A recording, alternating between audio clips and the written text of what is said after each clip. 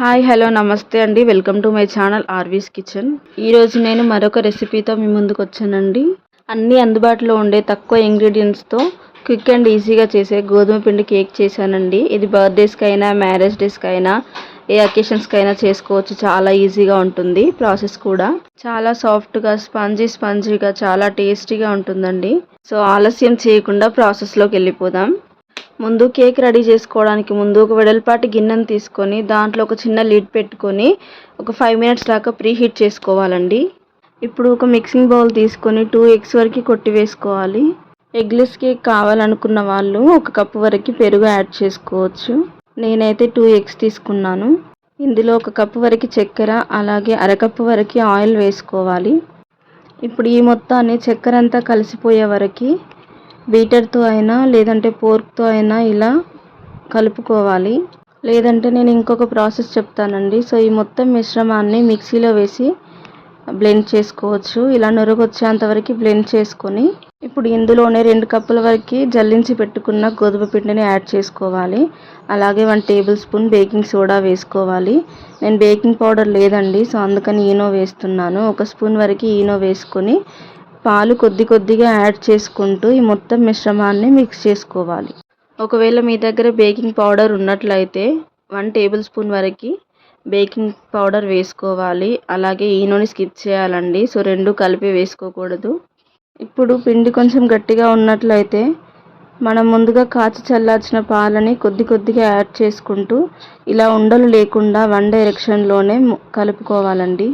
పాలు ఒకేసారి యాడ్ చేసుకోకూడదండి, అప్పుడు కేక్ ప్యాటర్న్ లూజ్గా అవుతుంది. సో కొద్దిగా పాలని యాడ్ చేసుకుంటూ ఉండలు లేకుండా ఈ విధంగా మిక్స్ చేసుకోవాలి. ఇప్పుడు టేస్ట్ కోసం ఒక చిటికెడు సాల్ట్ వేసుకోవాలండి. సో చిటికెడు సాల్ట్ వేసుకొని ఈ విధంగా రిబ్బన్ కన్సిస్టెన్సీ వచ్చేంత వరకు బాగా కలుపుకొని పక్కకి పెట్టుకోవాలి. సో చూడండి, ఈ విధంగా రిబ్బన్ కన్సిస్టెన్సీ రావాలి. ఇప్పుడు కేక్ రెడీ చేసుకోవడానికి ఒక కేక్ టిన్ ఉంటే కేక్ టిన్ తీసుకోండి, లేకపోతే మందపాటి గిన్నెని తీసుకొని ఇలా ఆయిల్ అప్లై చేసుకోవాలండి గిన్నె మొత్తానికి. సో ఆయిల్ అప్లై చేసుకున్నాక 1 స్పూన్ వరకు మైదా పిండి వేసుకోవాలి. మీ దగ్గర బటర్ పేపర్ ఉంటే బటర్ పేపర్ యూస్ చేయొచ్చు. సో నా దగ్గర లేదండి, సో అందుకని 1 టేబుల్ స్పూన్ మైదా పిండి వేసుకొని ఇలా గిన్నె మొత్తం పట్టించాలండి. ఇప్పుడు మనం రెడీ చేసుకున్న కేక్ ప్యాటర్న్ మొత్తం ఈ కేక్ టిన్లోకి ట్రాన్స్ఫర్ చేసుకోవాలి. ఇప్పుడు ఈ గిన్నెని ఎయిర్ బబుల్స్ పోయేంత వరకు ఒక 2-3 టైమ్స్ ట్యాప్ చేసుకోవాలి.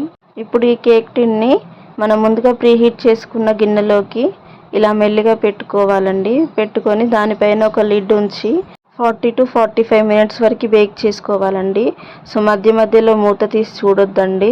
నాకైతే కరెక్ట్గా 45 మినిట్స్ పడిందండి. సో చూడండి ఎంత ఫ్లఫీగా ఎంత బాగా వచ్చిందో. సో కలర్ కూడా చాలా బాగా వచ్చింది. సో ఇప్పుడు బేక్ అయిందా లేదా అని ఒకసారి చెక్ చేసుకోండి. మీ దగ్గర నైఫ్ ఉంటే నైఫ్, లేదంటే టూత్ పిన్తో అయినా చెక్ చేసుకోండి. సో చూడండి, ఏమీ అంటకుండా ఉన్నట్లయితే చాలా బాగా బేక్ అయినట్టు.